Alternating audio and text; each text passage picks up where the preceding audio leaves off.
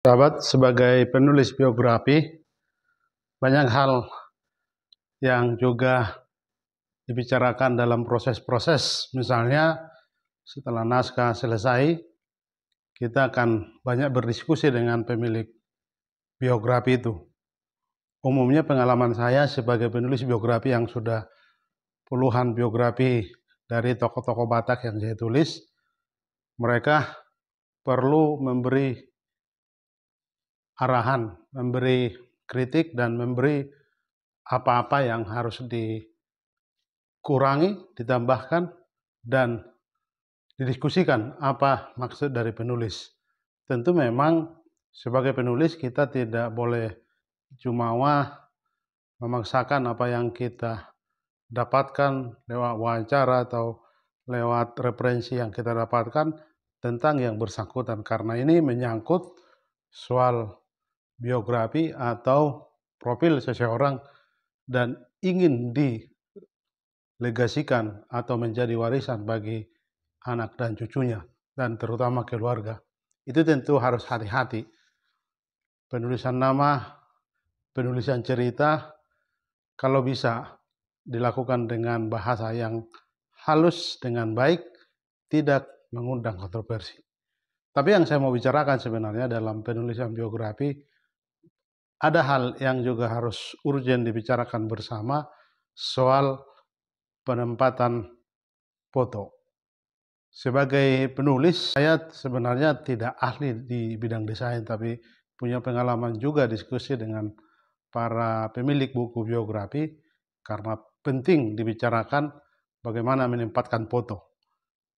Kan sahabat, ada ungkapan bahwa foto bicara 1000 makna atau 1000 kata.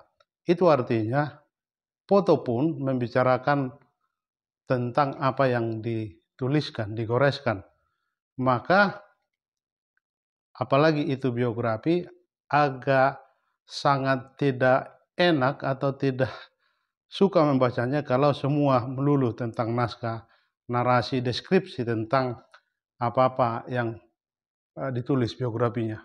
Harusnya foto itu membuat semacam jeda, membuat juga bersemangat, karena foto juga menggambarkan, menunjukkan pengalaman dari yang bersangkutan, ditunjukkan lewat foto itu. Tapi pertanyaannya kemudian, bagaimana menempatkan foto dalam buku biografi?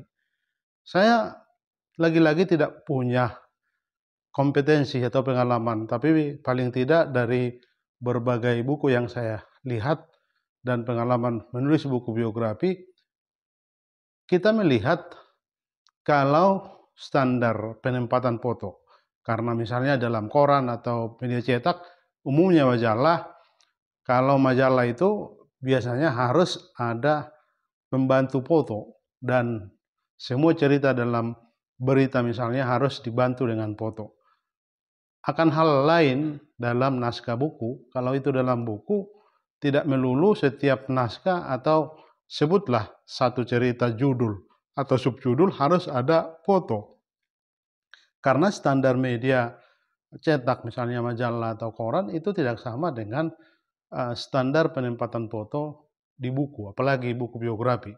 Buku ini memang segmennya berbeda-beda, tapi khususnya biografi, umumnya orang membuat standar penempatan foto itu lagi-lagi biasanya di penutup buku. Ada yang membuat lampiran khusus, ada juga yang membuat lampiran khusus di tengah-tengah buku. Dan tidak sedikit juga membuat penempatan foto di setiap bab buku itu sendiri.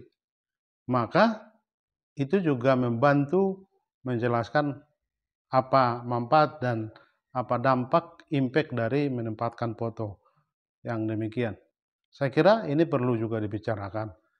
Tapi pembuatan foto, penempatan foto juga berkaitan dengan kertas apa yang dipakai.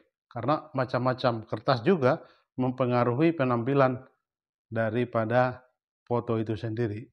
Foto tentu sebelum ditempatkan atau sebelum dibuat lampiran dalam buku harus kumpulkan dulu, dipastikan berapa foto yang layak. Lalu setelah disortir, dibicarakan, nanti harus bisa diceritakan. Kalau bisa deskripsi dari foto itu harus bisa diceritakan nanti.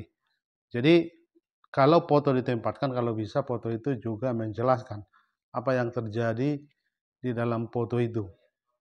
Maka lewat foto itu nanti akan bisa menceritakan. Dan sebelum para desain atau makin apik, bagus, dia harus juga berdiskusi dan menempatkan foto lewat editan. Jadi foto itu harus diedit, harus cerah, harus bagus. Kalaupun itu foto lama harus direpro. Direpro artinya diperbaiki semaksimal mungkin bisa terlihat maksimal ketika ditampilkan di atas kertas. Saya kira itu sekelumit untuk pengalaman-pengalaman penulisan biografi menempatkan foto. Karena bagaimanapun hal-hal kecil begini harus dibicarakan, tidak membuat kontroversi. Itu sahabat.